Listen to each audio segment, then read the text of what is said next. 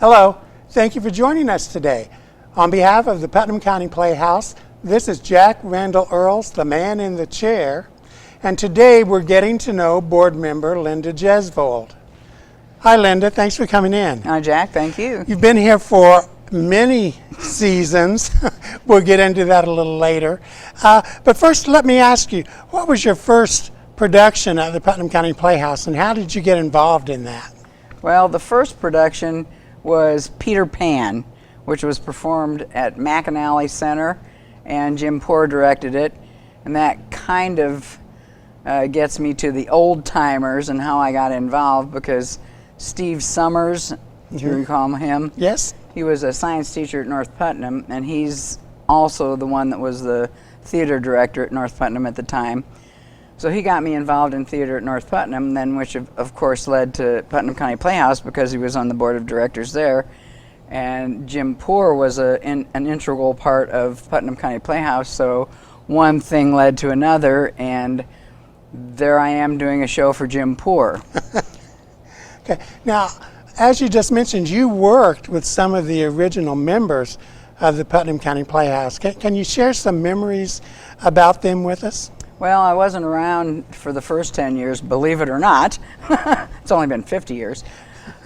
So I don't remember Romilda and Bob Hammondtree because they were, you know, one of the mainstays, but I do remember Jim Elrod and John Franklin and Evelyn Robbins were important parts of the Playhouse.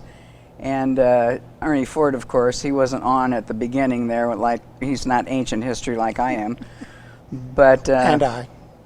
The person that had the most impact, of course, was Jim Poor, because I don't have formal training in theater arts. I do have an art degree, but theater arts was just kind of on-the-job training. So Steve Summers started me out, Jim Poor continued, and we did many shows together, Jim Poor and I. But the first one was Peter Pan. And I know that Putnam County Playhouse began in 1961 as the Greencastle Summer Theater. And then soon after that, in 1962, it was incorporated as the Putnam County Playhouse. Now, you are the chairperson of the ticket committee. What do you do to fulfill that function? Well, I gather up the information for the brochures, have those printed, mail those out with the help of my committee also, and assign season tickets and manage the box office and anything to do with tickets, gift certificates, and that matter. So anyone who has a question, comes in with a question about tickets, I know all of our heads go like this. Yes, they email me. Yes, and that's a daunting job, Linda, and I can't tell you how much that we appreciate you doing that year after year. You also take care of printing the tickets, assigning the season ticket holders seats. Those brochures are very pretty, and they really get the news out. And people wait to get those brochures every year. And of course, I wait every year to see if my picture is going to be in it. And sometimes I am pleased. Yes. Let me say. It's very arbitrary. I just take one picture from each show that we've done in the past season and squeeze that in. Of course, people are trying to squeeze more and more things in the brochure, and we just don't have any room anymore. So. And you're also the official photographer of the Putnam County Playhouse. You take True. show photographs for every production, and those are made available to people who are in the shows. And they're also, Dustin puts all those albums on the website so people can go there and see a photograph of themselves. Yeah, I think it's important to keep a photographic history of what's been performed here. Absolutely. What are some of the favorite shows that Putnam County Playhouse has produced? Oh, I have lots of favorites.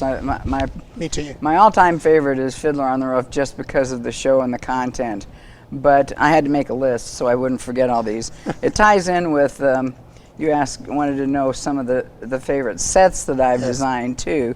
So they kind of go hand in hand, although there are some that I enjoy the show more than working on the sets. But some of my favorites, See How They Run is a fantastic comedy. All My Sons, that was a heart-wrenching drama. I enjoyed that because it was an exterior set. See How They Run had 6 doors in it, plus a closet and a staircase.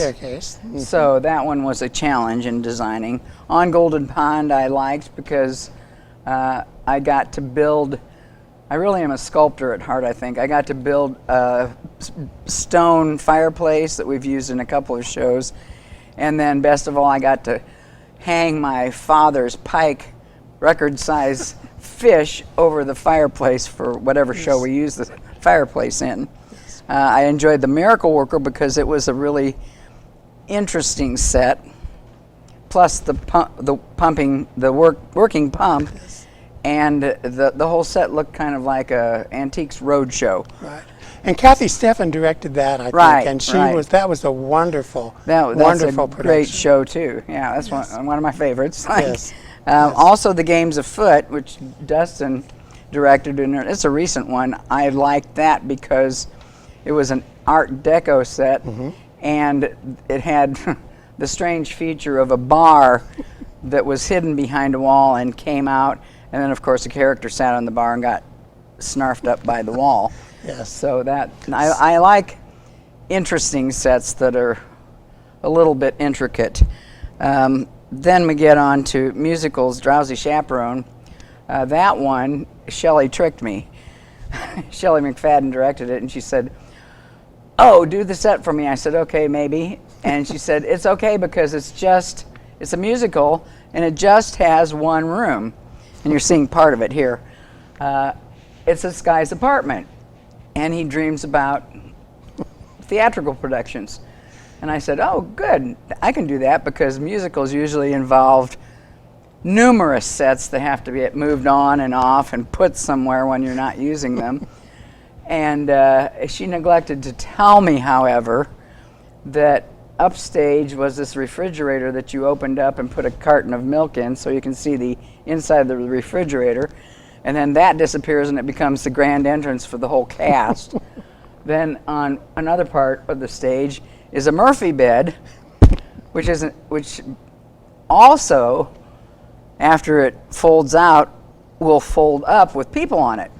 And then for the finale, we have an airplane that drops out of the sky. As you do so often. Yeah, so I wasn't familiar with the show, so she kind of pulled a fast one on me there because that was not anticipated, but it was a fun show to do. Oh, it was so much fun. It was a great show to be in, to see all of these things work. I opened the refrigerator in my apartment, and all these people come out. Yes. The airplane shows up for the finale, and of course the Drowsy like 5 Chaperone, minutes. the Drowsy Chaperone, and Alfonso. No. Yeah, I think it was Alfonso. Go up into the bed, which is and I remember one night, since the sponsor was Shoey's and it didn't work quite right, I said we should have gone to Shoey's. It's got a big hand in the audience. Yeah, very good at ad-libbing. Yes.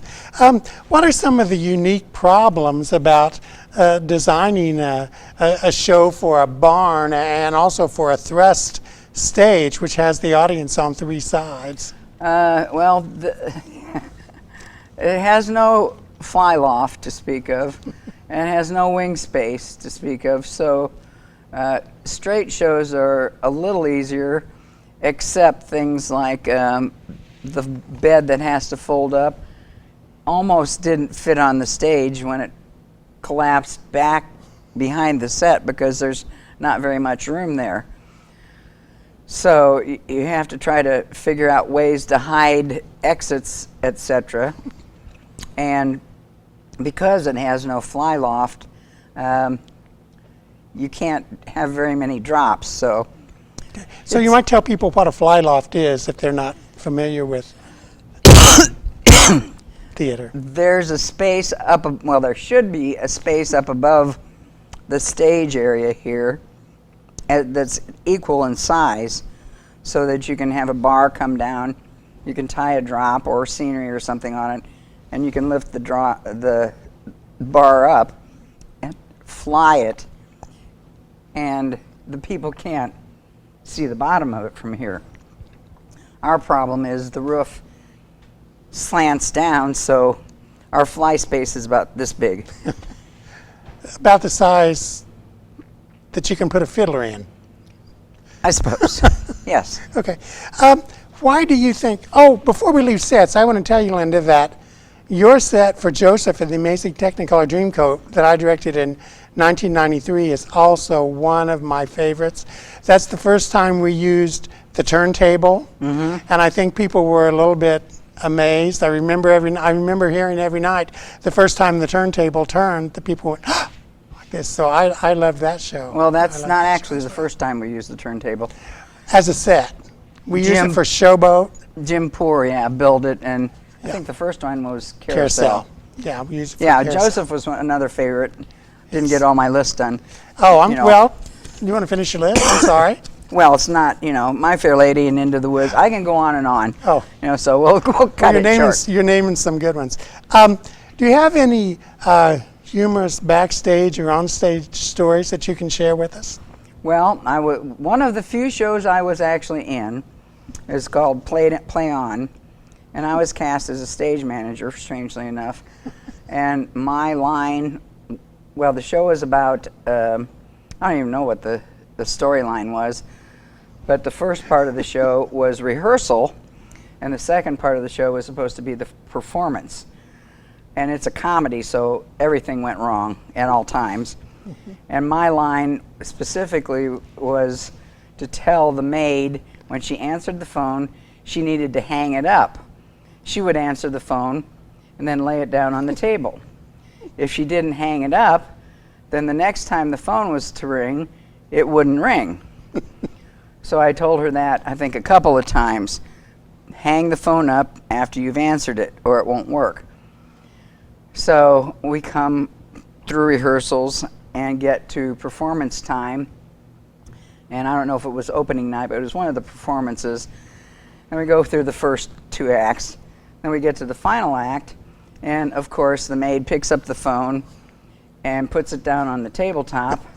And from the audience, some kind man says, "Hang up the phone." And I know you were part of the cast. I don't know what the reaction of the cast was. I think it was an exercise in trying to stay in character. Yes. That was indeed a show.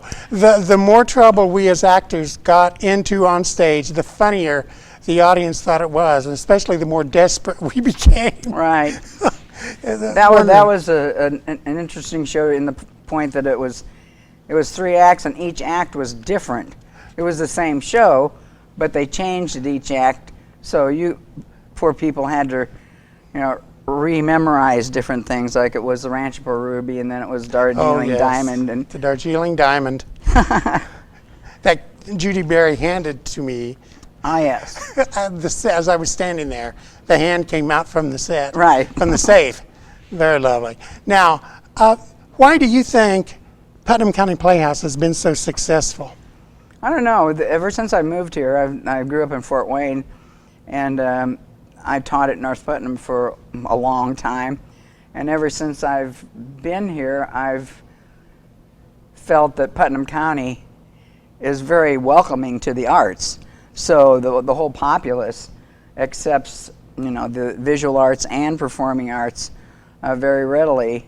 So we have a great audience. They're very supportive, and they have stuck with us through thick and thin and developing, and through our shoestring days up until we can spend a little more money recently. And of course, it's all volunteer. So the volunteers that we've had participate are fantastic. There's a lot of talent in this county. Yes. And we do pull from other areas of the state too, but Putnam County is a talented county, and we've got great support, so can hardly go wrong. That's right. That's true. Linda, to close, when you get to theater heaven, what do you hope to hear the director say?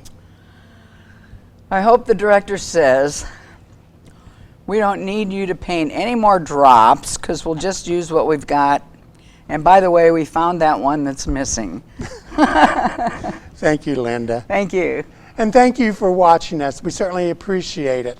On behalf of the Putnam County Playhouse, this is Jack Randall Earls, the man in the chair, and we hope to see you again real soon.